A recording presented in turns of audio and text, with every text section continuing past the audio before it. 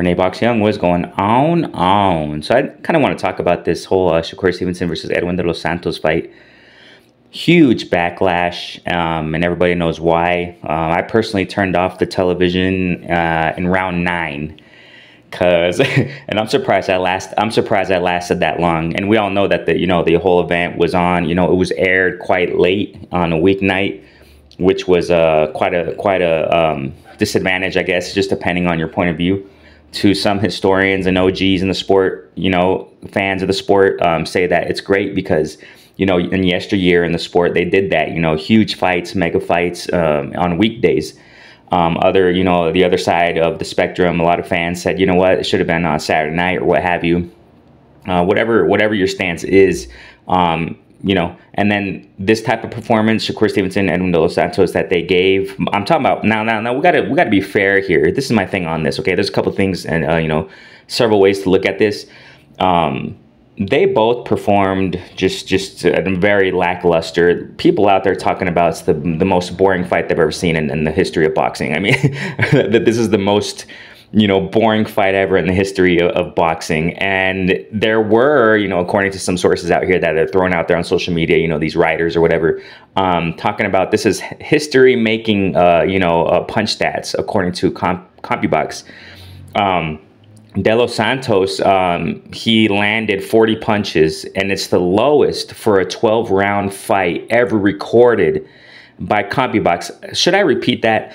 De los Santos landed a total of 40 punches, and it's the lowest for a 12-round fight ever recorded. A lot of us are looking at Shakur Stevenson and saying, "Oh, you sucked, you looked horrible, blah blah blah," which I get it, man, I get it, But we got to look at Edwin de los Santos too. This was his opportunity to get that championship belt, the vacant belt or whatever happened there, whatever it was. If I'm not mistaken, David Haney vacated, whatever the heck happened there, stripped, I don't know. But they were fighting for the WBC belt.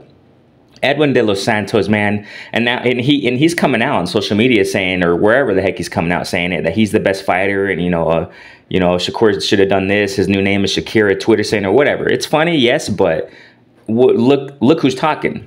Look who's talking. Edwin de los Santos should have committed more too. I mean, the fault is on both ends, ladies and gentlemen.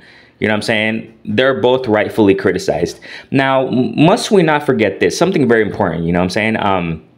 This is what happens, like we all seem to forget Shakur Stevenson's last several performances, amazing performances, So we can't forget that. Yes, it was an off night, big time for Shakur Stevenson, but the demand is much higher for Shakur Stevenson because of, the level he's at, the praise he gets, the hype he gets because of his previous performances, multi-divisional champ or what have you, and the way he has gotten those belts. I think it's been amazing, and for this type of performance, it's very, very disappointing, super disappointing on Shakur Stevenson and for Edwin de los Santos. I repeat, Edwin de los Santos should have came in there and done more, both. And the stats say it all right there. Numbers don't lie, ladies and gentlemen. The lowest for a 12-round fight ever recorded by CompuBox was by De los Santos, But my question here is this, man. What's next now? This is my thing on this, man. I think Shakur Stevenson, man, he should get a get back fight. Everyone knows, man, several fights ago, I don't remember how long ago it was when Shakur Stevenson fought this guy, Nakatila. I suck with names, man, but that guy, you already know. Everybody knows. Now, that guy was a hard hitter, man. He was a hard hitter, and we saw similar performance, man. I think Shakur Stevenson did a little bit more in that fight, but it looks like Shakur Stevenson, man, he's shy, man. He's shy, he doesn't want to commit when it comes to tough hitters. Edwin de los Santos can punch, man. And he's tricky, very tricky, man. Edwin de los Santos, I'm not taking anything away from him. He's a really highly skilled fighter, So Shakur Stevenson looks similar to Nakatila fight, or Nakatila, whatever the dude's name was. And what happened after this is what I'm getting at. What happened after that?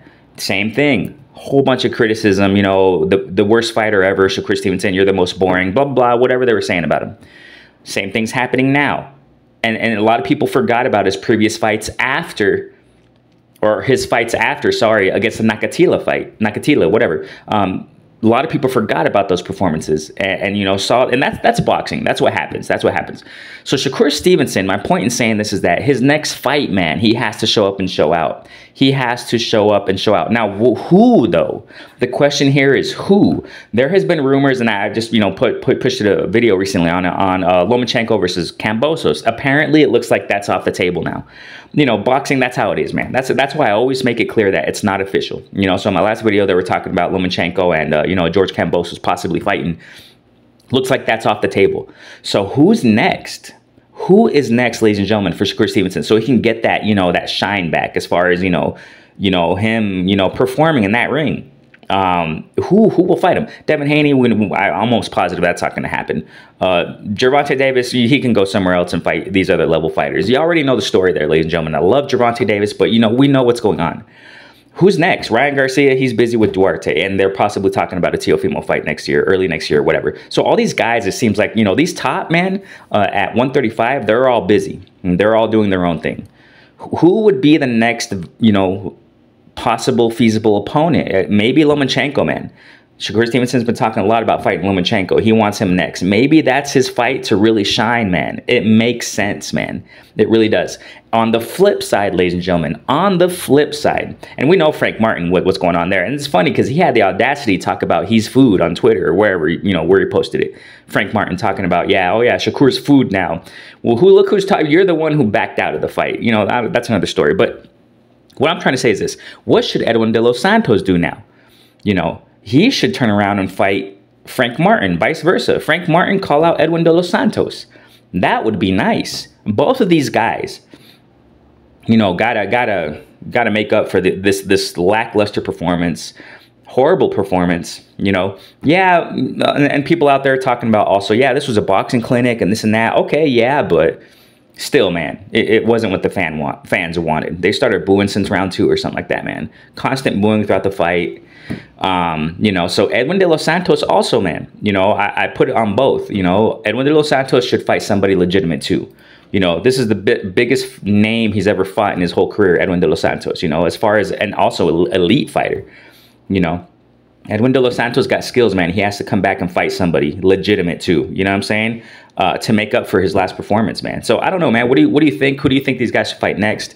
Definite lackluster performance, but we got to look at it all angles, all aspects. You know what I'm saying? I think Shakur Stevenson will be back, you know, and this is going to really hit him as far as the criticisms, man. And this is not going to stop. You know, these criticisms and stuff, backlash, it's going to go on for a minute. You already know, man. But hey, it's part of the sport. It's part of the territory. You know what I'm saying? So big ups to both these fighters. So they got it. Their next fight, my focal point is this, man. What's next for these guys? And it has to be something legitimate, and it has to be great performances, man. So we'll see what happens, man. What do you think? Who do you think these two guys should fight next? Comment in the comment section. RENE Boxing. Peace.